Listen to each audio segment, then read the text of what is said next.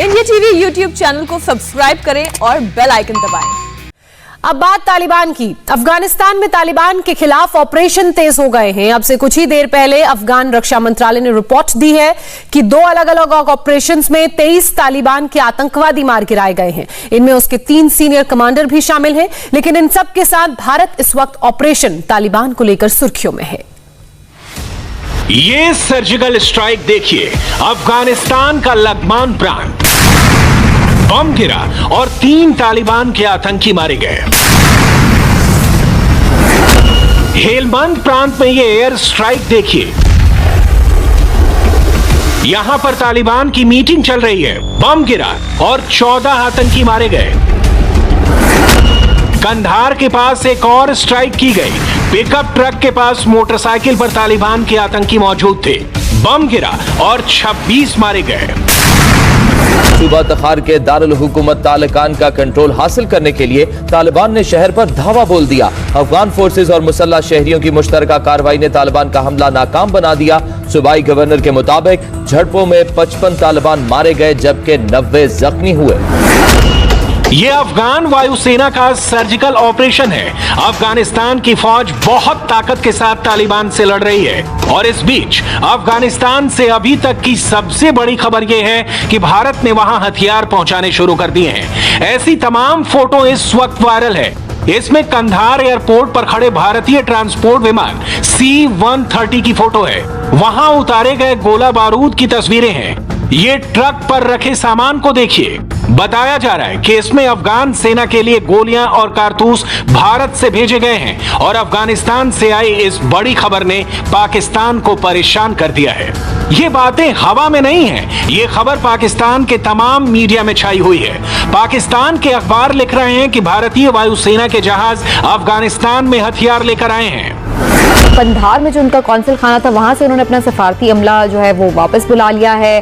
दूसरी जानिब ये भी खबर है कि तैयारे के जरिए बड़ी ही छुपे तरीके से उन्होंने ये काम किया है कि तैयारा भर के बड़ी खेप जो है वो असलहे की वहां पर पहुंचा दी है और यकीनी तौर पर वो तालिबान की मदद के लिए नहीं बल्कि अफगान सिक्योरिटी फोर्सेस की मदद के लिए है। इंडिया चाहता है कि तालिबान ना आए, इंडिया चाहता है कि गनी के गवर्नमेंट रहे। अफगानिस्तान में फैल रहे तालिबान को रोकने के लिए इस वक्त 2 बड़े शहरों को बचाने की कोशिश चल रही है। एक है अफगानिस्तान की राजधानी काबुल और दूसरा शहर है कंधार। वहीं मज़ार शरीफ में भारत का वाणिज्य दूतावास है जो अभी काम कर रहा है। Embassy in Kabul, now consulates in Kandahar and मज़ार शरीफ। काबुल में हमारा दूतावास और कंधार के साथ मज़ार शरीफ में कॉन्सुलेट जो है वो अभी काम कर रहे हैं। हम अफगानिस्तान के हालात पर करीब से नजर रखे हुए हैं, साथ में जो वहां भारतीय हैं उनकी सुरक्षा का भी हमें ध्यान है। भारत जिस तरह अफगानिस्तान में एक्टिव हुआ है, पाकिस्तान का कहना है कि ये भारत का डबल गेम है। सिफारती हमला निकालते वक्त भारत की अफगानिस्तान में डबल गेम पकड़ी गई। एक तरफ तालिबान से मुज़ाकरात, दूसरी जानिब अफगानिस्तान में असलहा भी पहुंचा दिया। सिफारती हमले के इनखला के लिए 2 भारतीय तैयारे काबुल एयरपोर्ट पर लैंड हुए। तैयारों में असलहा भी मौजूद था। भारतीय तैयारे अफगानिस्तान में असलहे की बड़ी खेप उतार कर वापस रवाना हुए। भारत का अफगानिस्तान में डबल गेम बेनकाब हो गया। एक तरफ तालिबान से मुज़ाकरात तो दूसरी जानिब उनके खिलाफ इस्तेमाल के लिए असलहे की फराहमी कर रहा है। भारत की जानिब से अफगानिस्तान में जो डबल गेम खेली जा रही है अब वो बेनकाब हो गई है। इस वक्त अफगानिस्तान की ब्रॉडर पिक्चर देखिए। तालिबान का दावा है कि उसने अफगानिस्तान के 421 जिलों में 1/3 पर कब्जा कर लिया है। इस नक्शे में नीले इलाके वो हैं जो अब तालिबान के निशाने पर हैं, जबकि ग्रे इलाके वो हैं जहां उसका अफगान सेना से आमना सामना है। काबुल और कंधार समेत 7 बड़े शहरों में अब भी मोर्चाबंदी बनी हुई है। 150 के आसपास के डिस्ट्रिक्ट जो है उसमें युद्ध की शिद्दत महसूस हो रही है, जंग की शिद्दत महसूस हो रही है। तालिबान ने बहुत सारे डिस्ट्रिक्ट्स की कैपिटल जो है उनको कब्ज़े में घेरे में लिया है। एक बात मैं बताना लाजमी समझता हूँ इधर कि हमने पिछले 3 दिनों में 10 डिस्ट्रिक्ट्स वापस ले लिए हैं। तो इस तरह नहीं है कि वो लोग आगे आ रहे हैं और हम आराम से बैठे हैं। हमारी जो कुर्बानी है, जो सेना हमारी फाइट कर रही है वो रंग ला रही है। तालिबान कंधार के करीब है, इसलिए एहतियात के तौर पर भारत ने कंधार के वाणिज्य दूतावास से 50 से ज्यादा स्टाफ को एयरलिफ्ट किया है। यह पूरा ऑपरेशन दिल्ली के पास गाजियाबाद के हिंडन एयरबेस से शुरू हुआ। यहीं से विमान उड़े और ईरान के रास्ते कंधार पहुंचे और फिर वहां से स्टाफ को एयरलिफ्ट करके भारत ले आए। लेकिन इन तस्वीरों के वायरल होने के साथ पाकिस्तान का मीडिया कह रहा है कि भारत अपने स्टाफ को लाने के बहाने वहां बड़ी तादाद में गोला बारूद सप्लाई करके आया है। अब भारत का बगल में छुरी मुंह पे राम राम, ये पुराना वतीरा है। अब एक तरफ तालिबान के साथ राम राम करते हो, यानी कि उनसे मुज़ाकरात करते हैं, दूसरी जानिब उन्हीं के खिलाफ असलहा भी फराहम कर रहे हैं अफगान हुकूमत को। तो ये जो दोहरा मयार है, इसका नुकसान तो जाहिर है अमन अमल को होगा। तो साबित होता है कि अमन अमल को सबूताज करने का जिम्मेदार यहाँ खित्ते में सिर्फ भारत है। जी यकीनन, बिल्कुल आपने दुरुस्त कहा, लेकिन आप देखें हिंदुस्तान ने खोया क्या है। ये जो अमेरिकन विड्रॉल हुआ है, अमेरिकन प्रेजेंस का फायदा उठाते हुए हिंदुस्तान ने हमारे लिए 4 बड़ी मुश्किलात यहाँ से क्रिएट की थी। नंबर 1, वो पाकिस्तान के अंदर स्ट्राइक कर रहे थे। वहाँ पे जो बलोच डिसिडेंट एलिमेंट हैं और तारीख तालिबान पाकिस्तान और दूसरी दहशतगर्द तंजीमें थी, उनके साथ रवाबित रखते हुए उनके रॉ के ऑपरेटिव जिन 8 कॉन्सुलेट से ऑपरेट कर रहे थे, वहाँ इनकी तरबियत भी करते थे और इनको बलूचिस्तान और KPK में इस्तेमाल करते थे। तो हमारी कैजुअल्टीज थी। फिर हमारे लिए वहाँ पे हमारी कम अज कम 1.5 लाख फौज को इन्होंने टाई डाउन कर दिया पाक अफगान बॉर्डर के ऊपर। पाकिस्तान की मीडिया का दावा है कि भारत ने पूरा ऑपरेशन बहुत खामोशी से किया है। इसके तहत भारत ने अपने 2 C-130J सुपर हरक्यूलिस विमान 40 टन हथियार लेकर अफगानिस्तान भेजे। इसमें राइफल की गोलियों से लेकर 122 मिलीमीटर के गोले और रॉकेट भी शामिल हैं।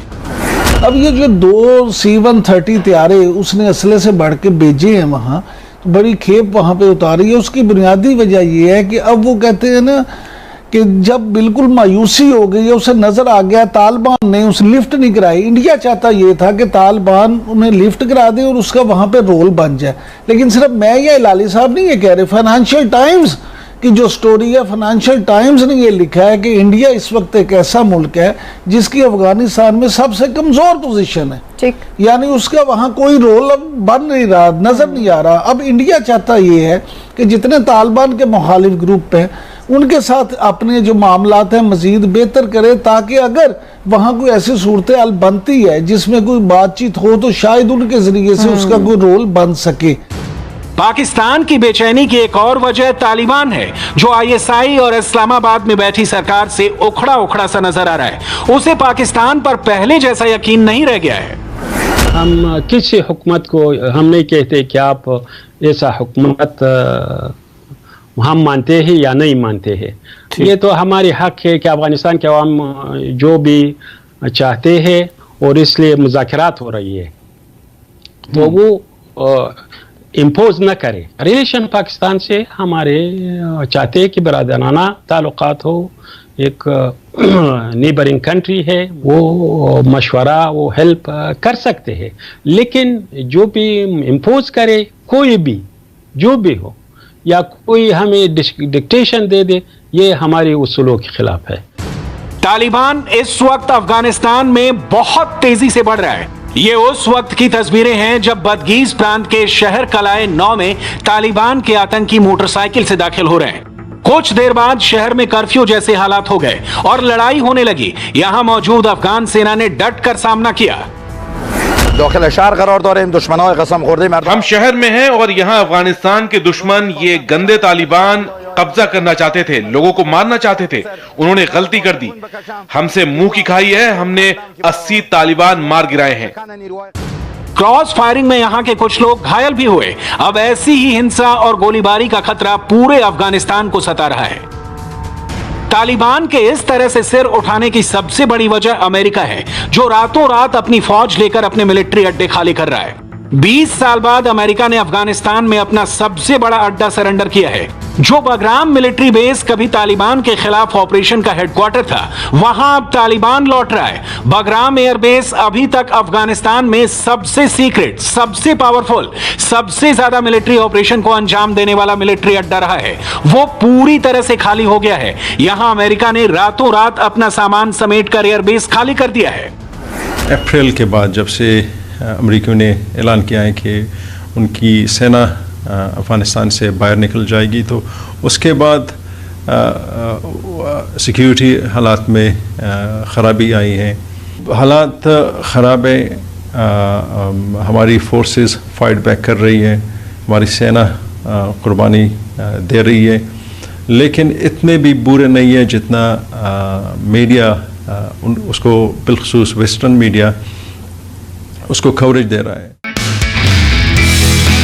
नमस्ते, मैं हूं मीनाक्षी जोशी। वीडियो और खबरों से अपडेट रहने के लिए India TV YouTube channel subscribe करें, बेल आइकन दबाना ना भूलें। जुड़े रहें इंडिया टीवी के साथ।